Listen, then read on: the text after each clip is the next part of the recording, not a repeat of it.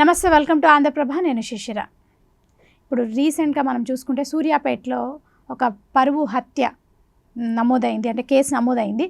అసలు ఈ హత్యకు కారణం కులాలే అంటున్నారు. ప్రేమ వివాహం 6 నెలల క్రితం వాళ్ళు ప్రేమ వివాహం చేసుకోవడం వల్లే ఈ హత్య చేశారు, అంటే వాళ్ళ నాయనమ్మ మనవడు కలిసి హత్య చేశారు అని చెప్పి చెప్తున్నారు. నాయనమ్మ స్కెచ్ చేస్తే మనవడు దాన్ని ఇంప్లిమెంట్ చేశారు అని చెప్పి కూడా వార్తలు వినిపిస్తున్నాయి. అసలు ఇందులో ఎంతవరకు నిజం ఉంది, ఏంటి, అసలు ఈ హత్యకు కారణం ఏంటి, అంటే కులాలే కారణం అంటారా, ఇంకా ఏమైనా రీజన్స్ ఉన్నాయా అనే విషయాన్ని మనం అడిగి తెలుసుకుందాం. మనతో పాటు ఉన్నారు సీనియర్ జర్నలిస్ట్ రవి గారు. నమస్తే అండి. నమస్తే అండి. అసలు ఇప్పుడు జరిగిన హత్య చూసుకుంటే మనం పరువు హత్య అంటే వాళ్ళిద్దరు ఒక 6 నెలల క్రితం పెళ్లి చేసుకున్నారు. భార్గవి కృష్ణ అనే ఇద్దరు, అంటే అమ్మాయి అబ్బాయి. సో కృష్ణని దారుణంగా హత్య చేసి చంపారు. ఆ హత్యని వాళ్ళ నాయనమ్మకు చూపించిన తర్వాత ఆ శవాన్ని ఎక్కడో పడేశారు, అంటే తెలియకుండా. అంటే కొంతమంది ఏమంటున్నారంటే, అంటే ఈ హత్య వాళ్ళు కులాలు వేరు వల్ల, అంటే వాళ్ళు పెళ్లి చేసుకున్నారు, అట్లా చేసుకోవడం వల్లే వాళ్ళ అన్న, భార్గవి వాళ్ళ అన్నే, స్వయాన వాళ్ళ అన్నే చంపడం జరిగింది. వాళ్ళ నాయనమ్మ వేసిన స్కెచ్ ప్రకారం తను ఫాలో అయ్యి ఆ అబ్బాయిని చంపడం జరిగింది అంటున్నారు. ఈ విషయం పట్ల మీరేమంటారు? ఒక 20 ఏళ్ల క్రితం తెలుగులో ఒక సినిమా వచ్చిందండి. సినిమా పేరు సీతారామరాజు. ఆ సినిమాలో నాగార్జున, హరికృష్ణ ఇద్దరు అన్నదమ్ములు. అవును. వాళ్ళ మీద వాళ్ళ ప్రతినిధులకి బాగా పగ ఉంటుంది. సో వాళ్ళని చంపాలని ప్రతి క్షణం ట్రై చేస్తూ ఉంటారు, కానీ చంపలేరు. చివరికి ఎలాగైతేనే హరికృష్ణను చంపుతారు. అక్కడ కులం లేదు, కేవలం ఒక ఆధిపత్య పోరు. అయితే అందులో ఉన్న ఒక ఇంట్రెస్టింగ్ పాయింట్, ఈ కేసుకు చాలా దగ్గర సంబంధం ఉంది. అందులో హరికృష్ణను చంపిన తర్వాత ఆ హరికృష్ణని చంపమని చెప్పింది ఎవరంటే నిర్మలమ్మ అని ఒక పాత్ర. నిర్మలమ్మ మీకు తెలిసి ఉంటుంది కదా, ముసలి పాత్రలు వేస్తా, ముసలి పాత్రలు వేస్తూ ఉంటుంది. ఆ సినిమాలో ఆ కుటుంబాన్ని మొత్తం నాశనం చేయాలని తన పిల్లల్ని రెచ్చగొట్టి వాళ్ళని చంపేదాకా నిద్రపోకుండా ఉన్నది నిర్మలమ్మ పాత్ర. అది క్లైమాక్స్ రివీల్ అవుతుంది. ఇప్పుడు సూర్యాపేటలో జరిగిన పరువు హత్య కూడా సేమ్ అలాంటిదే. వాళ్ళని చంపేదాకా వాళ్ళ నాయనమ్మ. అసలు ఇక్కడ స్టోరీ ఏంటంటే, ఈ కృష్ణ ప్లస్ భార్గవి అనేవాళ్ళు ప్రేమించుకుని 6 నెలల క్రితం పెళ్లి చేసుకున్నారు. సో పెళ్లి చేసుకున్న తర్వాత ఈ 6 నెలలు అంతా బాగా సవ్యంగా గడిచింది. కాదే ఈ 6 నెలలు సవ్యంగా గడిచింది కాబట్టి ఇక మా ప్రేమకు ఎలాంటి ఇబ్బంది లేదు, ఇంట్లో వాళ్ళు ఒప్పుకున్నారని కొంచెం వీళ్ళు రిలాక్స్ అయ్యారు. ఎందుకంటే ఇది కులాంతర వివాహం. సో పెద్దల నుంచి కొంచెం ఎప్పటికైనా ఇబ్బంది అని ఒక 6 నెలలు కొంచెం గట్టిగానే సీరియస్గానే వీళ్ళు కొంచెం భయంగానే బతికారు. సో 6 నెలలు అయిపోయిన తర్వాత ఇక మా వాళ్ళ నుంచి నాకు ఎలాంటి ప్రాబ్లం లేదని కొంచెం వాళ్ళు రిలాక్స్ అయ్యారు. అయితే ఈ 6 నెలల పాటు భార్గవి కుటుంబంలో, అంటే భార్గవి వాళ్ళ నానమ్మ, భార్గవి వాళ్ళ అన్న నవీన్, వీళ్ళు మాత్రం రగిలిపోయారు. ఎట్లాగైనా సరే తమ చెల్లి జీవితం సర్వనాశనం అయిపోయినా పర్వాలేదు, వాడు మాత్రం, ఇంకా చెప్పాలంటే తమ చెల్లి పక్కలో పడుకున్న వాడు మాత్రం బతకకూడదని వాళ్ళు గట్టిగా ఫిక్స్ అయ్యారు. ఎంత ఫిక్స్ అయ్యారంటే ప్రతి క్షణం కేవలం అంటే కులం తక్కువ వాడు ఇంటి బయట ఉండాలి, కానీ ఇంటి లోపల మంచం మీద పడుకోకూడదు అన్న ఒక రకమైన కుల భావజాలం, కుల దురహంకారం అనుకోండి, ఏవేనానండి. ఇక దానికి పదాలు కూడా లేవు. ఆ ఒక్క ఫీలింగ్తో అతనికి అప్పటి నుంచి చంపాలని ఎంతగా ప్లాన్ చేశారంటే చివరికి చేసేసి ఒక్కరోజు మాత్రం మొన్న సక్సెస్ అయ్యారు. అలా ఏం జరిగిందంటే, మొన్న రోజు రాత్రి ఒక 3 days బ్యాక్ కృష్ణకి ఫోన్ వచ్చింది. మహేష్ అని ఒక అబ్బాయి ఫోన్ చేశాడు. ఫోన్ చేసి, అంటే అతనితో అంతకుముందు మహేష్తో కొంచెం పరిచయం ఉంది, రమ్మంటే ఇతను బయటికి రమ్మని వచ్చాడు. సో బయటికి వెళ్ళే టైంకి మహేష్ దగ్గర ఈ వీళ్ళ ఆవిడ వాళ్ళ అన్న కూడా ఉన్నాడు, నవీన్.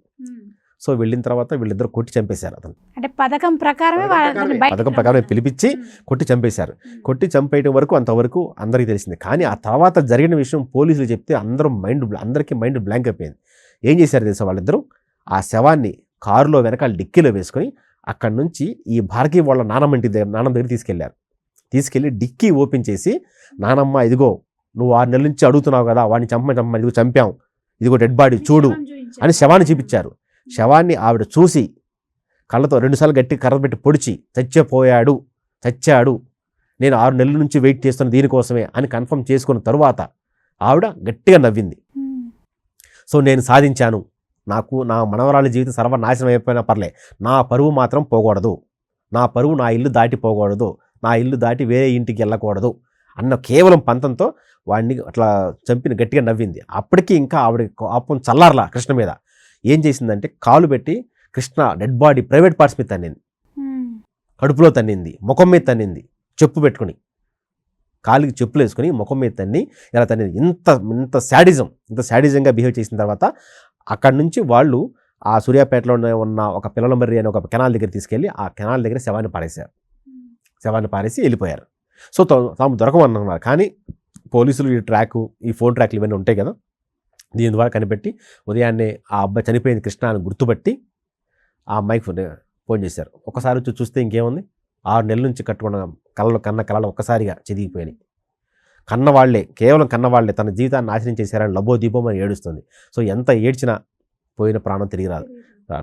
అది అంటే అంత కేవలం కులం తక్కువ అనే ఒక్క కారణంతో కృష్ణ అనేవాడిని అంత దారుణంగా చంపారు వాళ్ళు. అంటే ఈ అతన్ని చంపిన తర్వాత ఆయన సంబంధించిన బాడీ పార్ట్స్ అమ్ముకున్నారు అని కూడా అనే వార్తలు వినిపిస్తుంది. అంటే కాదండి, అమ్ముకోవటం కాదు, అది అట్లా ఏం జరగలేదు. సో వీళ్ళే అంటే దాన్ని అంటే అతను ఇంకా చెప్పాలంటే మీరు ఉప్పిన సినిమా చూసారా? ఉప్పిన సినిమాలో హీరో తండ్రి ఏం శిక్ష వేస్తాడో తెలుసు కదా, అలాంటి శిక్ష వేయడానికి వీళ్ళు ట్రై చేశారు కానీ వర్కౌట్ కాలేదు. సో కాళ్ళతో తనటం, ప్రైవేట్ పార్ట్స్ మీద గుండెల మీద తనటం, అప్పటికే చనిపోయాడు. చనిపోయిన తరువాత కూడా అంటే వాళ్ళు కసి తీరలేదు, ఇంకా చంపిన తర్వాత కూడా కసి తీరలేదు.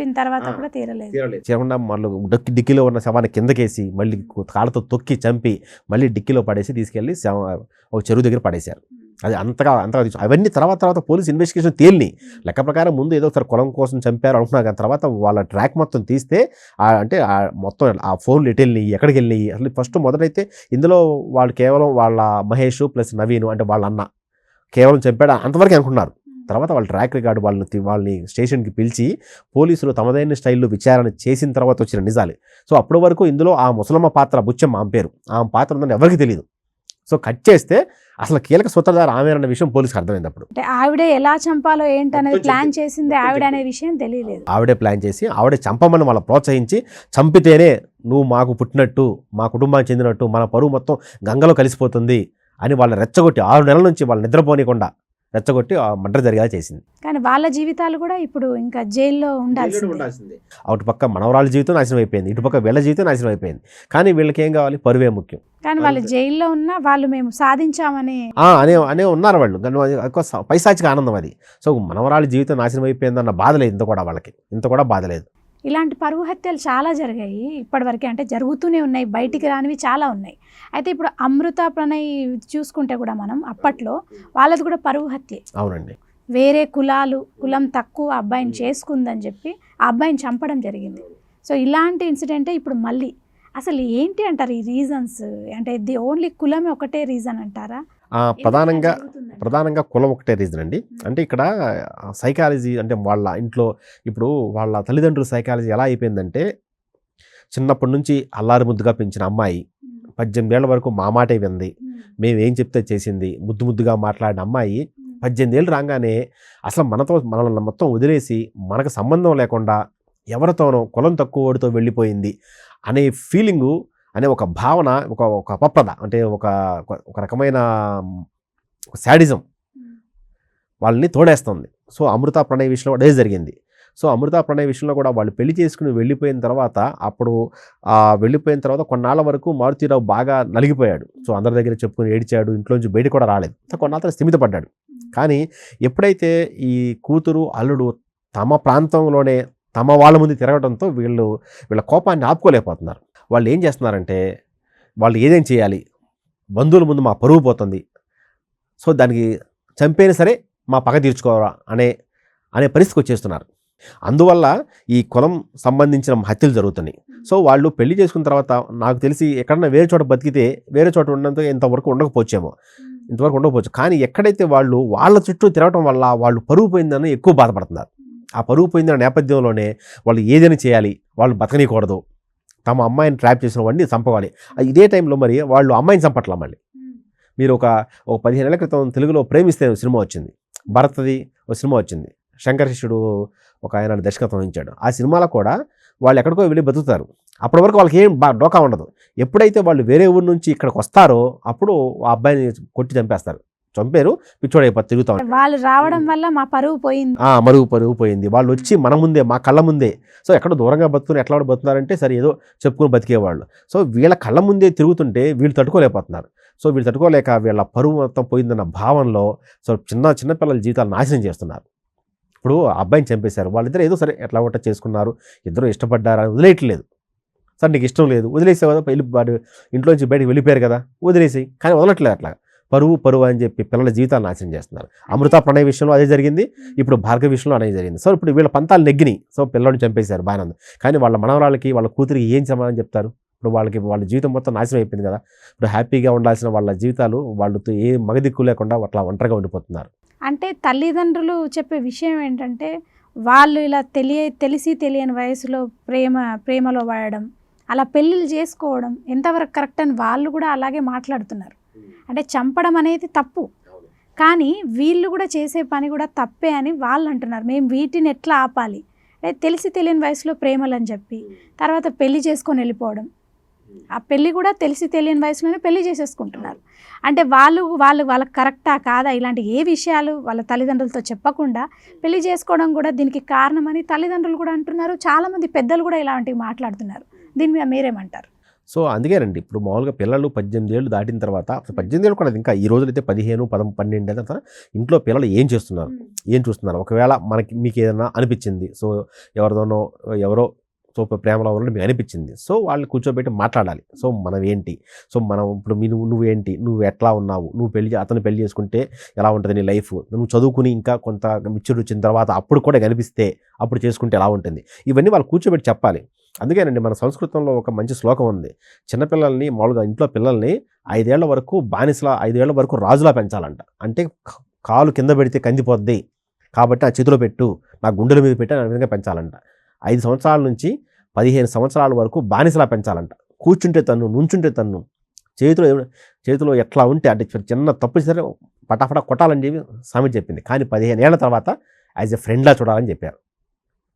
అంటే ఆ 15 ఏళ్ళ తర్వాత అతను కొంచెం మెచ్యూరిటీ వస్తుంది.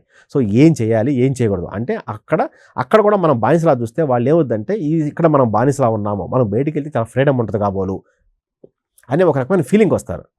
సో బయటికి వెళ్తే ఫ్రీడమ్ వస్తుంది కరెక్టే, కానీ ఆ ఫ్రీడమ్ ఎంతకాలం, లైఫ్ లాంగ్ ఉంటుందా, ఆ క్షణానికి ఉంటుందా? నువ్వు చేసుకునే అబ్బాయి ఎలాంటోడు, అతను నిన్ను జీవితాంతం చూడగలడా, లేదా నువ్వు చేసుకునే అమ్మాయి ఎలాంటి నీ జీవితాంతం చూడగలవా, ఇవన్నీ ఒకసారి చూసుకోవాలి. అందుకే ఏంటంటే 15 ఏళ్ల తర్వాత ఇంట్లో పిల్లలతో మనం ఎప్పుడూ ఫ్రెండ్లీగా మెలగాలి. సో ఏంటి, సో నువ్వు చేసే తప్పు ఎలా వెళ్తే కరెక్ట్ కాదు, ఎలా వెళ్తే జీవితం బాగుంటుంది, ఇలా వెళ్తే జీవితం ఎలా అవ్వచ్చు అని చెప్పాలి, కూర్చోబెట్టి చెప్పాలి. సో తల్లిదండ్రులు కూడా పిల్లలకి ఆ వయసు నుంచి ఫ్రెండ్లా బిహేవ్ చేయాలి. అలాంటప్పుడే వాళ్ళు కూడా మన మాట వింటారు. లేదు కాదు గట్టిగా మనం మొండిగా బిహేవ్ చేస్తే ఎలా అనమాట, ఇలా వాళ్ళు ఏదో రోజులు వచ్చేసి చెప్పకుండా వెళ్ళిపోతారు. ఆ తర్వాత అంటే ప్రేమించి ఇట్లా వెళ్ళిపోయిన వాళ్ళు బాగాలేదండి, చాలా కుటుంబాలు బాగున్నాయి, చాలా బాగున్నాయి. సో కాబట్టి వెళ్ళిన తర్వాత కూడా మనం లాంగ్ రన్లో ఉండగలమా, లాంగ్ రన్లో ఈ రిలేషన్ మెయింటైన్ అవుతుందా లేదు చూసుకోవాలి. చూసుకుని దాని తగ్గట్టుగా ప్లాన్ చేసుకుంటే అవుద్ది. లేదు ఏదైనా ఆ వయసు రీత్యా ఆ వయసు ఆకర్షణ వల్ల వెళ్ళిపోతే మాత్రం తర్వాత అటు వాళ్ళకి ఇటు వీళ్ళకి కన్నదండ్రులకి శోకం తప్ప ఏముండదు. సో అది తర్వాత విషయం. కానీ ఇక్కడ మాత్రం కేవలం కులం అన్న ఆధారంతో, కేవలం కులం అన్న ఒక నెపంతో ఆ పిల్లల్ని చంపేసి ఆ పిల్లల్ని మూడు లేని వ్యక్తిని చేశారు. ఇప్పుడు ఎంతవరకు ఇది? అంటే ఇప్పుడు ఎవరైనా అట్లా పెళ్లి చేసుకోవాలంటే భయపడాలని అట్లా చేస్తున్నారంటారా వాళ్ళు? భయపడాలని కాదండి, ఇప్పుడు ఎలా చేస్తే భయపడే వాళ్ళు ఎవరు ఉంటారు. కాదే ఇది కేవలం ఇప్పుడు వెళ్ళిపోయారని దాన్ని ఇప్పుడు వాళ్ళు మీరు నచ్చలేదు, వాళ్ళు మేజర్లు, వాళ్ళకి సొంతంగా నిర్ణయం తీసిన అధికారం ఉంది. సో వాళ్ళు వెళ్ళిపోయిన తర్వాత ఇక మీరేం చేయగలరు, ఏం చేయాల్సిన లేదు. సో సొంత డెసిషన్ తీసుకున్నారు, ఇప్పుడు చూడండి, లెట్ దెమ్ గో, వెళ్ళనివ్వండి. కొనాలి వాళ్ళు తెలుసుకుంటారు కదా, తప్పు తెలుసుకుంటారు. ఈలోపే మీరు వాళ్ళు తప్పు చేసిందని మీరు శిక్ష చేయడానికి మీరెవరు? మంచి చెడు వాళ్ళకి తెలుసు కదా. సో కాబట్టి వాళ్ళు ఏమిటో వెళ్ళిపోనివ్వండి. సో లేదు తప్పదు అతనితో నా జీవితం అనుకున్నప్పుడు మీరు కొంచెం మోరల్ సపోర్ట్ ఇవ్వండి. కులం అంటే తింటారా అండి, పరువు అనేది తినరు కదా, కనిపించదు కదా. ఒకసారి నువ్వు 6 అడుగులు నేలకి వెళ్తే పరువు కులం ఏమైనా వస్తాయా మీతో పాటు? ఏమీ రావు. ఇవన్నీ సినిమాలు చూడడానికి చెప్పుకోవడానికి బాగుంటాయి తప్ప నిజ జీవితంలో ప్రాక్టికల్గా ఆలోచిస్తే కాదు. ఇప్పుడు చూడండి, ఆ కుటుంబం మొత్తం నాశనం అయిపోయింది, ఆ అమ్మాయి ఒంటరిది అయిపోయింది, ఆ నానమ్మ ప్లస్ ఆ మనవడు ఇద్దరు జైలుకి వెళ్ళారు. ఇప్పుడు ఆ కుటుంబంలో ఎవరు మిగిలారు, ఎవరు సంతోషంగా ఉన్నారు? ఎవరు లేరు. ఇప్పుడు ఆ అమ్మాయి ఒంటరిది అయిపోయింది, ఇటు వీళ్ళు లేరు, ఎవరు? చూడండి, చిన్న కోపం, కేవలం కులం తక్కువ వ్యక్తిని, సో వేరే వ్యక్తిని తమ కులం కాని వాడిని పెళ్లి చేస్తున్న ఒక కారణంతో ఇప్పుడు ఆ అమ్మాయి జీవితం నాశనం అయిపోయింది, కేవలం పరువు వల్ల. అప్పట్లో చూసుకుంటే అమృత ప్రణయ్ తర్వాత ఇప్పుడు చూసుకుంటే ఈ భార్గవి కృష్ణ అంటే మధ్యలో చాలా జరిగాయి, కొన్ని బయటికి వచ్చాయి, కొన్ని బయటికి రాలేదు. అసలు ప్రభుత్వం దీని మీద స్పందిస్తుందంటారా, ఏమైనా చర్యలు తీసుకుంటున్నారా, ఎందుకు ఇలా జరుగుతున్నాయి? అంటే ఇది కంప్లీట్గా వాళ్ళ కుటుంబాలకు సంబంధించిన వ్యవహారం. దీంట్లో మనం ప్రభుత్వాన్ని మనం ఎలాంటి కారణం చేసే అవకాశం లేదండి. ఎందుకంటే ఇప్పుడు అది కంప్లీట్గా వాళ్ళు మేజర్ అయ్యారు, మేజర్ అయిపోయిన తర్వాత వాళ్ళు బయటికి వెళ్ళారు, పెళ్లి చేసుకున్నారు. ఆ తర్వాత వాళ్ళు మడ్డ జరిగితే అది పోలీసులు ఇన్వాల్వ్మెంట్ తప్ప ఇందులో ప్రభుత్వానికి సంబంధం లేదు. ప్రభుత్వానికి సంబంధించి ఇందులో చర్యలు తీసుకోవడానికి ఏం లేదు. ఎందుకంటే వాళ్ళు ఇప్పుడు చర్యలు తీసుకోవాలంటే మనం ఏం చేయాలి, వాళ్ళు ప్రొటెక్షన్ ఇవ్వాలి. అలా ఎంతమందికి ఇస్తారు ప్రొటెక్షన్? ప్రభుత్వం పనేది కాదు కదా. అంటే నెక్స్ట్ ఇంకోటి జరగద్దు అంటే ఏదో ఒక అంటే జరుగుతుందని ఎలా తెలుస్తుంది? తెలియదు కదా. ఇప్పుడు ఎలా తెలియదు కదా. అది మన రాష్ట్రంలో రోజు కనీసం ఒక 2-3 జంటలు ఇలాగా కులాంతర వివాహమో మతాంతర వివాహం చేసుకున్నారంటే వాళ్ళు కాపలా కాసేంత ప్రభుత్వం ఎందుకు ఉంటుంది?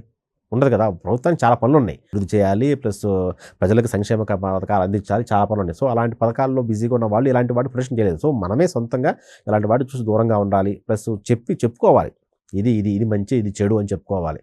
ఇక ఏదో అయినా కూడా మేము పెళ్లి చేసుకుంటామంటే ఓకే చేసుకోమని చెప్పాలి, అంతే. అంతకుమించి మనం ఏం చేసేది లేదు. చట్టపరంగా ఏదైనా ఒక శిక్ష లాంటిది విధిస్తే, శిక్ష అంటే శిక్ష దేనికి విధిస్తారు? వీళ్ళని ఎవరైనా చంపడానికి కఠిన శిక్షలు విధించారంటారు. భయం ఉంటుంది అని నేను అంటున్నాను. అయితే ఇప్పుడు మనకు కులాల వల్లే ఈ హత్య జరిగింది అంటారు. అంటే కులం తక్కువ వల్ల ఆ కృష్ణని చంపడం జరిగింది ఇప్పుడు భార్గవి విషయంలో అంటారు. ఓకే అండి, థ్యాంక్ యూ అండి.